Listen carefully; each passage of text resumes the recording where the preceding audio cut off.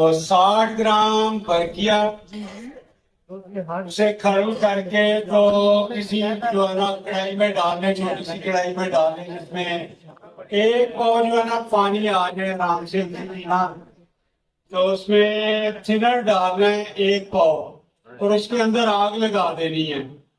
जब ये आग बुझ जाए बरकिया को निकाले, दोबारा खरल करे और कढ़ाई को जो है ना कपड़े से साफ कर ले, क्योंकि अंदर कालक लग जाएगी उसमें ना।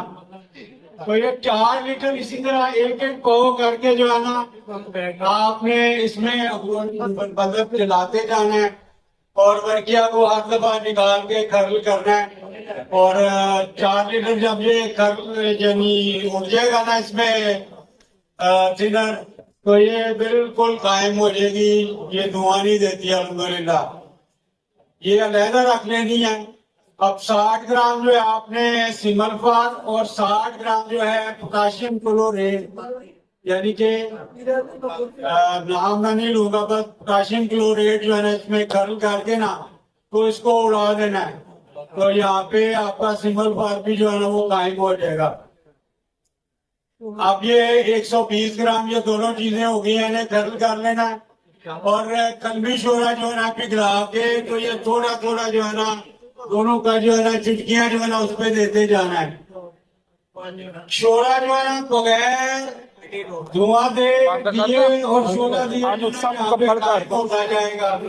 जब 120 ग्राम इसमें ये सिमल्फार और बरकिया जाएगी ना, तो इंशाल्लाह शोरा आपका जो है ना ये कायम हो जाएगा और बावजन होगी चारों तीनों चीजें।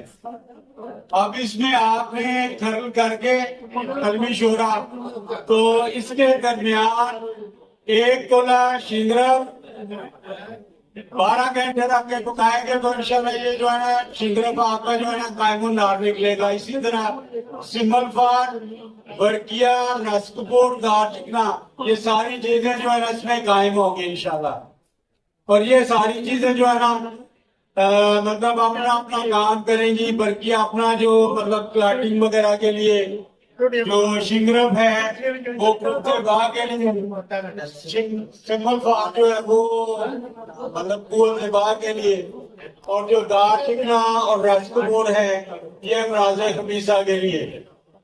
तो तीरा मैं एक बयान करता हूँ, उसमें ये है कि जल धनिया ले लेना 100 ग्राम ताजा, इसको खरल करके एक पाव जो है इसे सरसों का तेल खा ले, उसमें इसको बिल्कुल नरम आग पे जो है ना जला देना। बस आपका कितना ध्यान है उसे फोड़ने, और 3 से 4 कतरे जो है ना रात को इसकी जो है ना मालिश करवाएं। 7 से 15 दिन इंशाल्लाह तमाम अमराज जो है ना इंशाल्लाह इससे ठीक होंगे। मतलब इसमें कोई मतलब मुश्किल नहीं है, ना ही ये तकलीफ देगा, ना ही ये छाला निकालेगा, कोई तकलीफ नहीं है। और कमाल के इसके रिजल्ट है अल्हम्दुलिल्लाह।